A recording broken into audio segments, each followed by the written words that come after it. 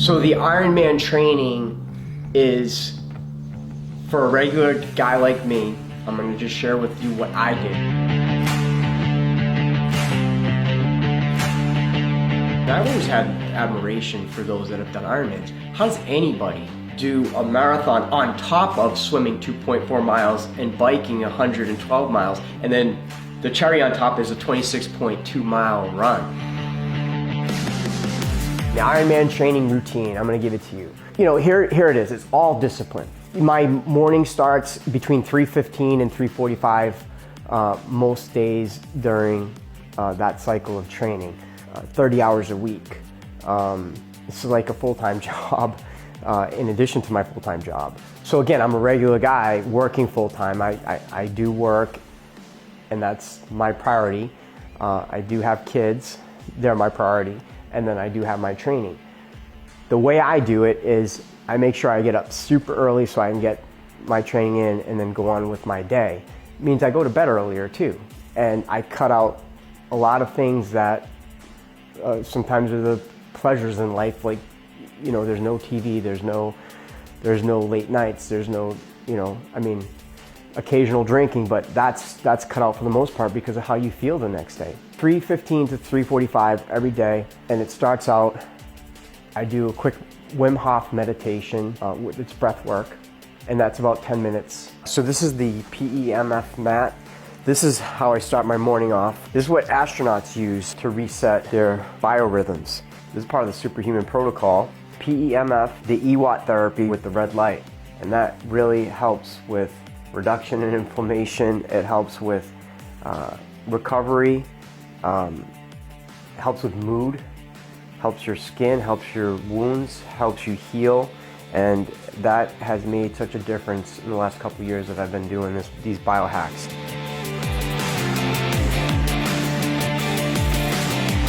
I meditate, I pray, I give my blessings, I have my coffee, I have my supplements.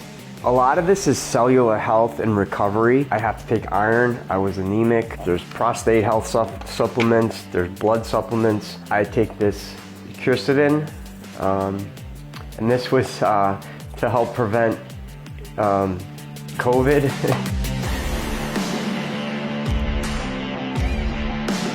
I have a small liquid protein breakfast with some green juice and some nutrients in there.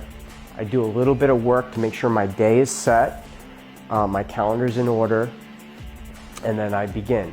So sometimes I have to go to the Y and swim. I try to get there first thing because it gets full. The lanes get full, so I got to be there by 5:30. I'll ride the bike indoors. What the idea is to work out with oxygen. It really helps athletic performance. It helps healing, gets the blood flow going.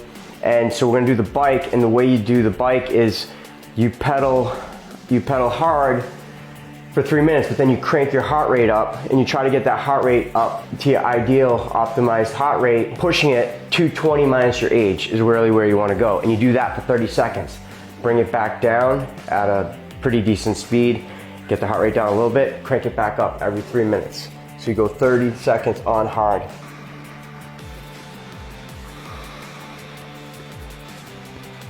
Always broken up into the routine that my coach assigns to me. Sometimes it's an hour swim, 2 hour bike, hour run. I like to incorporate weight training. Now a lot of triathletes don't do weight training. Personally for me, I feel like it keeps me strong, keeps my core strong. So I'll always incorporate weight training into my routine. Sometimes it's body weight. Sometimes I'll go to the park and do a body weight exercise, or just outside do some body weight things, but try to get that training in. When we do our beach workout, what we're trying to incorporate 1 to 2 times a week is, we talked about stabilizer muscles where you're barefoot, and also doing some plyometrics, some calisthenics. It helps with explosiveness, power, agility, mobility. You want to be as mobile as you can, and core work. So high knees, tap to high knees is kickouts. So you kick your legs out. Then we do butt kickers. Try to kick your own butt.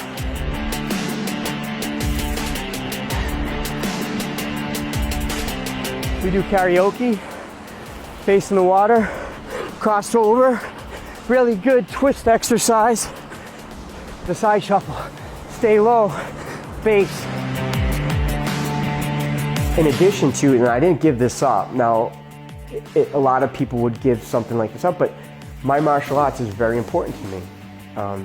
I've achieved a 2nd degree black belt in Krav Maga, and I stick with my martial arts training. So I'm still doing about 4 hours a week of martial arts training, which I include in the Ironman training. So I'll do that a couple sessions on Tuesday, Thursday, and I'll try to get a Saturday in, a couple hours there as well. So the day starts, the training's done, I go to the office or I work from home, work with the team, we work on our sales, we work on our production, we work with our clients, with our referral partners, our sphere of influence. I teach a lot of classes. You know, I'm doing a lot of podcasts with the book. We got some book stuff going on, so I'm working on some book stuff and speaking things that we have going on. Chapter 5, Manage Your Mind. Chapter 7, The Superhuman Power. I eat a lot. I'll have small meals every day. Very nutritious. I try to go the organic route as much as I possibly can. Everything all natural, no junk, no sugar, and no processed foods because they're so bad for you. So I try to stay healthy 90% of the time with my food. Occasionally I'll allow a cheat meal, but I try to stay really healthy with my food intake. That's throughout the day. So there's 5 or 6 meals, a ton of water. I think these are 32 ounces, do about at least seven of these Yetis a day, at least. It might even be more. This really helps with cellular health. This is hydrogen water and concentration and immune function. So that's why I do this. And I feel like it's good, clean water. Get a lot of salt. Need a lot of salt intake because the nutrition for these Ironmans is very important. My coach drills into me the nutrition. So there's a lot of additional supplements that we take. There's a lot of goos and all natural stuff. Goos and, you know, Honey Stinger's the brand we use, Honey Stinger waffles and things of that nature. Try to get the calories in because don't want to feel depleted. And, you know, the end of the day is really wind it down early. Never eat. I try not to eat 2 hours, at least 2 hours before bed. Try to do it 3 hours before bed. I get my journaling in. I finish out my day with, make sure my calendar's set, my emails are answered, and then I get my journaling in, prepare the night, maybe do some stretching, do some breathing, and try to get to bed at a decent hour. Try to get at least, now sleep is so important, I try to get at least 6 solid hours of sleep in. You really want to shoot for more than that, but with some of the training, some of the work tasks, it's been limited. I have my Oura Ring, which I absolutely love. That is a great sleep tracker. It tells you your quality of sleep. And I've been using this religiously. So a lot of these biohack things that we do the red light therapy, we do the EWAT exercise with oxygen, we do the cold plunge, the hydrogen water, the PEMF mat. All these things I started when I tore my quad. I wanted to learn everything I could about healing as fast as I could, and these are the things that led me to my healing. And the doc said, he said he's never seen anyone, and I remember I was 50 years old, never seen anybody heal as fast as I did from this horrific torn quad injury.